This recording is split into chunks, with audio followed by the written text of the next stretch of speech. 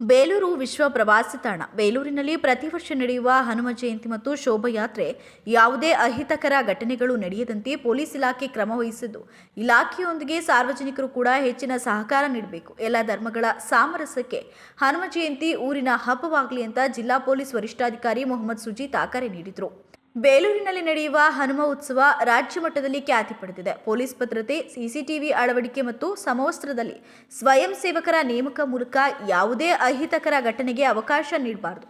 ಹೊರಗಿನಿಂದ ಬರುವವರ ಬಗ್ಗೆ ಆಯೋಜಕರು ತಕ್ಷಣ ಮಾಹಿತಿ ನೀಡಬೇಕು. ಕಾನೂನು ಕ್ರಮ ತಕ್ಷಣ ಕೈಗೊಳ್ಳಲಾಗುತ್ತೆ ಅಂತ ಎಸ್ಪಿ ಸುಜೀತಾ ಹೇಳಿದರು. ಯಾವುದೇ ಇಶ್ಯೂಸ್ ಬಂದಿಲ್ಲ. ಆದ್ರೆ ಹೊರಗಿಂದ ಬಂದರು ಯಾರಾದ್ರೂ ಪುನರುಪೋಕರು ಏನಾದ್ರು ತಪ್ಪು ಮಾಡಿದ್ರೆ ದಯಮಾಡಿ ನಮ್ಗೆ ನೀವು ಸಹಕಾರ ಕೊಡ್ಬೇಕು. ಅವ್ರು ಪ್ರಾಬ್ಲಮ್ ಮಾಡಿದ್ರೆ ಮಾತ್ರ ನಾವು ಏನಾದ್ರು ಕ್ರಮ ಕೈಗೊಳ್ಬೇಕು ಅಂತ ನಾವು ಡೈರೆಕ್ಟ್ಲಿ ಮಾಡಲ್ಲ. ನಿಮ್ ಕಡೆ ಹೇಳ್ಬಿಟ್ಟು ನಿಮ್ ಕಡೆ ಹೇಳ್ಸೋದು. ಸೊ ಆ ಟೈಮಲ್ಲಿ ಏನಾದ್ರು ಪ್ರಾಬ್ಲಮ್ ಬಂದ್ರೆ ಹೊರಗಡೆ ಬಂದು ಯಾರು ಇಲ್ಲಿ ಬಂದು ನಮ್ಮ ಜಿಲ್ಲೆಯಲ್ಲಿ ನಮ್ಮ ತಾಲೂಕದಲ್ಲಿ ಏನು ಪ್ರಾಬ್ಲಮ್ ಮಾಡ್ದಂಗೆ ತಾವೆಲ್ಲ ನೋಡ್ಕೋಬೇಕು. ಅವಾಗ ಮಾತ್ರ ನಾವು ಪೊಲೀಸ್ ಕೆಲಸ ಏನ್ ಮಾಡ್ಬೇಕು ಅವಾಗ ಮಾಡ್ತೀವಿ. ಕಾರಣ ಇಷ್ಟೇ, ಅವರೆಲ್ಲ ಬಂದು ಮಾಡ್ಕೊಂಡು ಹೋಗ್ಬಿಡ್ತಾರೆ. ಕೊನೆಗೆ ನಮ್ದು ಶಾಂತಿ ಏನು ಇದೆಯೋ ಅದೇ ನಾವು ಕಾಪಾಡಕ್ಕಾಗಲ್ಲ. ಇಲ್ಲಿ ಏನೋ ಪ್ರಾಬ್ಲಮ್ ಆಗುತ್ತೆ. ನಾವೆಲ್ಲ ನಾವೆಲ್ಲ ಹೇಳಿದಾಗ ನಾವೆಲ್ಲ ಚೆನ್ನಾಗಿದ್ವಿ, ಜೊತೆಗೆ ಇದ್ವಿ, ತುಂಬಾ ಸಹಕಾರ ಕೊಟ್ಟಿದ್ದೀರಾ. 2 ವರ್ಷ ಈ ವರ್ಷ ಕೊಡ್ತೀರಾ ಅಂತ ನನ್ನ ಅನಿಸಿಕೆ.